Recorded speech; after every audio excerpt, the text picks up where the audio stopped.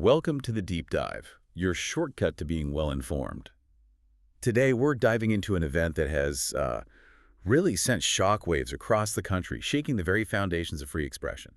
I'm talking about the assassination of conservative activist Charlie Kirk during a campus debate. It was just a horrific spectacle, obviously, but more than that, it feels like a watershed moment, not just for his family and supporters, but, for the whole idea of open discourse in a liberal democracy. Absolutely. And the fallout was immediate, almost instantaneous. Exactly. Take the University of North Carolina, Wilmington, UNCW. A memorial for Kirk popped up on their Spirit Rock. Yeah. The big Boulder students are always repainting. Right. A campus landmark. Well, that simple tribute. It became an instant flashpoint. Within hours, you had a candlelight vigil, massive turnout, over 1,500 people. Prominent local conservatives were there. A significant gathering. Huge. But then, the very next morning, protesters painted over the tribute.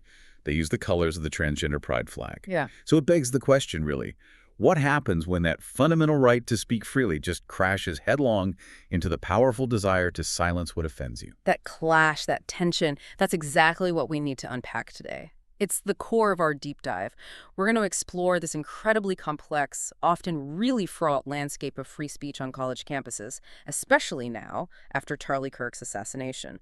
Our mission here is to help you understand the legal foundations, the bedrock of our approach to free speech, and also to look at these cultural flashpoints like what happened at UNCW. And the concerns facing universities now. Precisely. The concerns facing universities, students, particularly conservative voices, it has to be said, and really, our whole society. This tragedy has just reignited these critical debates about campus safety, about ideological diversity, and about the really distinct American way of handling free expression compared to, well, most of the rest of the world.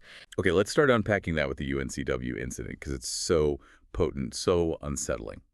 So Monday, September 15th, campus groups, mainly the UNCW Turning Point USA chapter, organized this big vigil for Charlie Kirk. Right, the one you mentioned with over 1,500 attendees. Yeah, students, community members. Yeah. It was a genuine outpouring. You had local leaders there like Woody White from the UNC System Board of Governors. It underscored the seriousness. And as part of it, they painted the Spirit Rock with Kirk's portrait and a tribute, a very public act of remembrance and an expression of a viewpoint. And what's just striking is how fast that expression was challenged almost immediately, right? Creating this whole new layer of conflict. Inksta. Because despite university policy, which, generally suggests messages should stay up for 24 hours. Right, there's usually sort of waiting period. Exactly. But the very next morning, students who strongly opposed Kirk's views, often pointing to what they term his anti-trans rhetoric, they painted over the memorial. And the choice of the transgender pride flag colors, that was obviously a very powerful counterstatement. And it wasn't quiet either. No, reports mentioned terse conversations, even some minor physical scuffles. Thankfully, no arrests, but still. And then, just as quickly, the rock got painted again later that same day, this time with quotes from Anne Frank and Martin Luther King Jr. Wow. Yeah, this rapid cycle. Paint over again. It tells you so much about the volatile emotional state, the ideological tensions just simmering on campuses right now. You can really feel the frustration building, can't you? On all sides. Mm-hmm. Reagan Faulkner, she's the president of UNCW's College Republicans. She told Fox News pretty bluntly that she felt UNCW failed to adequately protect conservative students and their ability to express themselves. And the university leadership. Well, Chancellor Aswani Volety spoke out. He said he was appalled watching the video of the memorial being painted over. And he made a really crucial point, saying, when passion overrides compassion, we betray everything our university represents. That's a strong statement. It is. He reaffirmed the university's, quote, sacred duty to protect every member of our Seahawk family, not just their physical safety, but their ability to learn and express themselves without fear. So now, UNCW is investigating, working with law enforcement. They're stressing that, violations of policy will be addressed. But the digital fallout, that's where it gets even more disturbing, wouldn't you say? Absolutely, because that fear just amplified everything exponentially. Yeah. The video of the rock being painted over, it just blew up online. National media picked it up, fueling these intense calls for discipline, even expulsion for the students involved. And the students who protested faced threats. Oh, yeah. One student confirmed receiving serious threats, serious enough they had to shut down their social media entirely. And even more alarming, there was this anonymous post on X threatening to send militia members after, get this, 15 students, 3 professors, and 3 admin who posted hateful rhetoric about Kirk.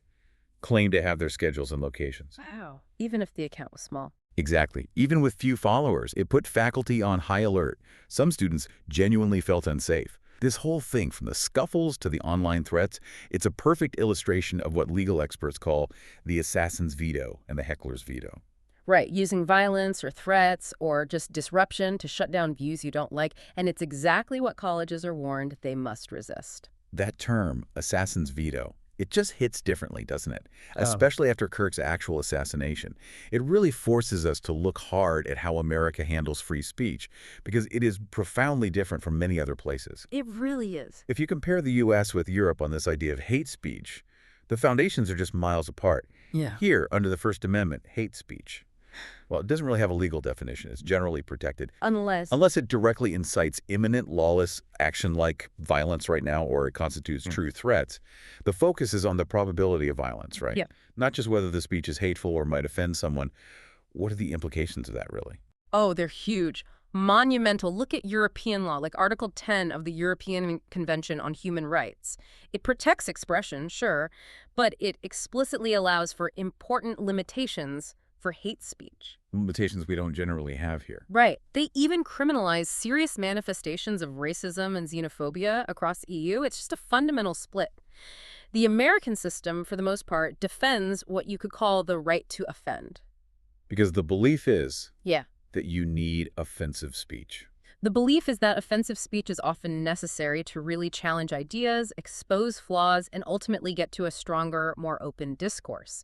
The solution, in this view, is always more speech, not less. So confront the bad ideas head on, don't try to stifle them. But that inherently means tolerating stuff that makes people uncomfortable or even deeply offended. Precisely. Whereas European society often leans more towards a right not to be offended, they prioritize things like civility and social order, trying to balance free expression with other values like democracy and equality. It just leads to different expectations.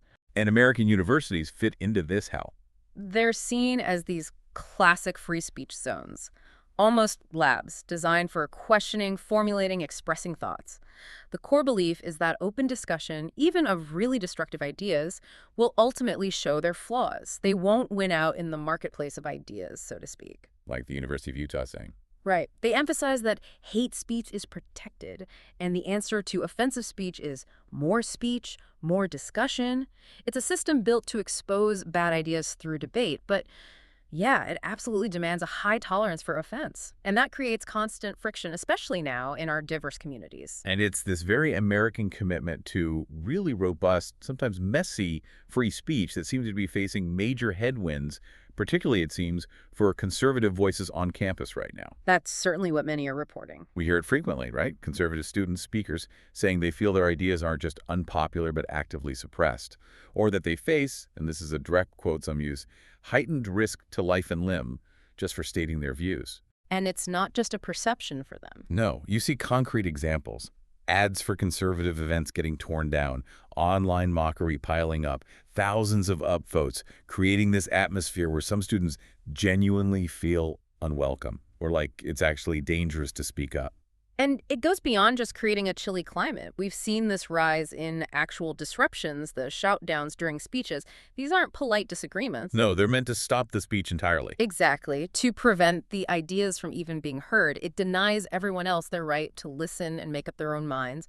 And, some sources even argue that certain ideologies, maybe like critical race theory, are sometimes used to, quote, justify silencing dissenting views, with proponents allegedly teaching that rioting to silence ideas is justified. This is just fundamentally counter to the whole idea of a university. Completely. It's a direct attack on the principles of open inquiry. And beyond the shouting, the torn posters, there's this other, maybe more insidious trend affecting free expression on campus, using security policies as a weapon. Ah, the security fees issue. Yeah, what some call the long and troubling trend of universities allegedly misusing security policies to unconstitutionally chill conservative speech. Often, it looks like imposing these exorbitant security fees just for events with conservative speakers. It sounds almost like a financial version of the assassin's veto. It absolutely can function that way.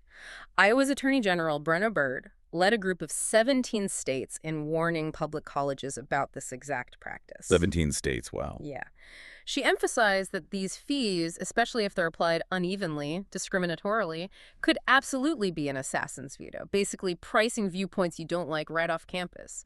And she warned it could lead to investigations, even lawsuits. And there are examples of this happening. Oh, yes. The University of New Mexico, for instance, reportedly tried to charge Turning Point USA over $5,000 in security fees for a conservative speaker. That's a massive hurdle for a student group. Yeah, most student groups can't just pull $5,000 out of thin air. Exactly. And it ends up disproportionately hitting speakers who are seen as controversial by perhaps certain parts of the campus community. It effectively silences them through bureaucracy and cost. Which is why groups like Young America's Foundation, YAF, have pushed back with things like their Contract for Safe Campus dialogue. Right. They're asking university leaders to basically publicly commit to making sure conservatives feel welcome, safe, and supported equal by faculty and staff. The message seems pretty clear. Yeah, their view is that Charlie Kirk's assassination has to be a wake-up call for higher ed, a wake-up call about their fundamental duty to create a genuinely safe space for all ideas, not just the ones that fit the prevailing campus mood. It's a huge responsibility. It is. And unfortunately, the assassination also prompted some really concerning calls for government intervention, for censorship from some political figures, which is, a dangerous direction. How so? Well, it risks undermining the very free expression principles we've been talking about.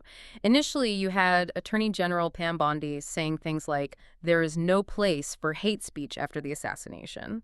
She even suggested businesses have an obligation to get rid of people saying horrible things. So she did walk that back later, right? She did walk it back, yes. But the initial impulse was there a desire for content control. President Trump also supported crackdowns, even hinted at action against media outlets he saw as unfair. And it went further than just talk, didn't it? It did. Representative Clay Higgins publicly demanded social media companies expeditiously remove all posts that have celebrated the political assassination of Charlie Kirk. He wanted authors identified and banned, and he threatened their Section 230 protections. Which are crucial for online platforms. Vital. They shield platforms from liability for user content, allowing for, a huge range of speech online.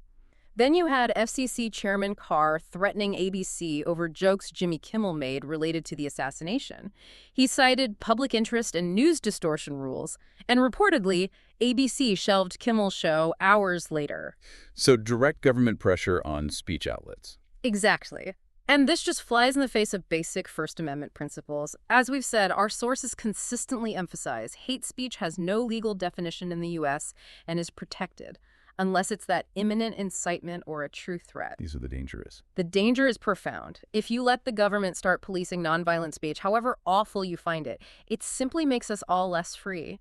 Our speech becomes subject to the whims, the political whims of whoever is in power at the moment. That dark path you mentioned earlier. Exactly. It looks more like the approach in Europe and other democracies, where the state decides what's acceptable. Many argue that fundamentally compromises the whole spirit of American free speech. It shifts the power dynamic entirely. So, wrapping this up, it's just crystal clear that universities have this monumental, maybe almost impossible job right now.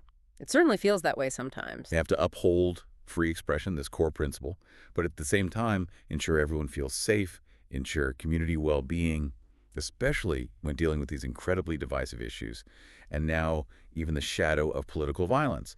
Our deep dive really shows how the American system is unique. It prioritizes protecting this incredibly broad range of speech, even the offensive stuff, because the core belief is more speech, not less, is how we get to truth, how we understand things better. A belief that's being seriously tested. Seriously tested. After events like Charlie Kirk's assassination, with all the ongoing fights over campus culture and this potential for government overreach, it's a critical time. It truly is a pivotal moment, not just for campuses, but for the country. So maybe the question for you listening is this. In a society wrestling with such deep political divides, how can you personally actively help foster robust but also civil discourse? How can you help prevent the assassin's veto from shutting down the crucial conversations we need to have? Both on campus and just Yeah. everywhere else. Exactly. How do you engage with views you disagree with? How do you advocate for your own beliefs while upholding that principle of open debate? It's something worth thinking about and maybe acting on every single day.